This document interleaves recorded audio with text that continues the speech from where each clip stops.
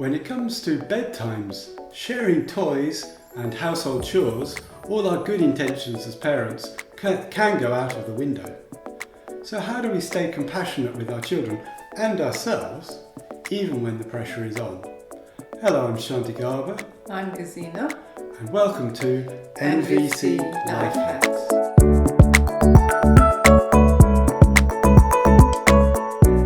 So here are our 6 top tips for staying compassionate with our children and ourselves, even when the pressure is on. Number 1, let's see if we can get everybody's needs met. When there's conflict over sharing toys, at bedtimes, or household chores, you could try saying, let's see if we can get everybody's needs met. Remember that nobody's needs get met unless everybody's needs get met. Because we're so connected with each other, it's not possible to meet your own needs at the expense of another person's. Tip number 2, taking a time in. If you have space for yourself, then you will have space for your children. If you are resourced, it's much more likely that you not get triggered in the heat of the moment.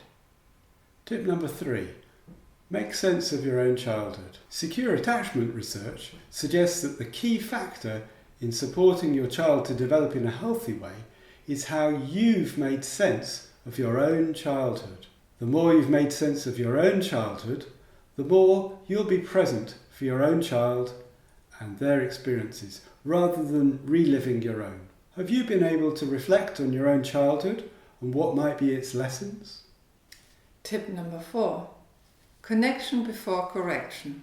We guess that you want your children to learn from their experience. Is this true for you? And at the same time, they may not be ready for your teachable moment. They may need connection first before being able to reflect on what's happened.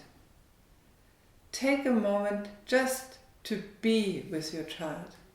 Give them your undivided attention. Remember, connection before correction. Tip number 5, create a bridge between empathizing and expressing yourself. So make sure that you give your child the space they need to be heard, especially if you don't see how to support them in meeting their needs at the moment. And if you're not sure that they've really been heard fully, check with them. Have I understood? And then you might say, well, can you hear my side? If they say yes, tell them your side of the situation and finish with a request, even if it's just, how does that sound? And of course, if they say no, they haven't been heard, well, we suggest you go back to listening.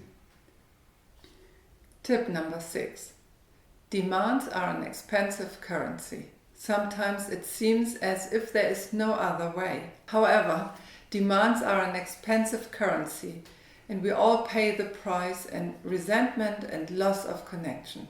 Coercion leads to resistance, so what are the alternatives? Try to make a request rather than a demand.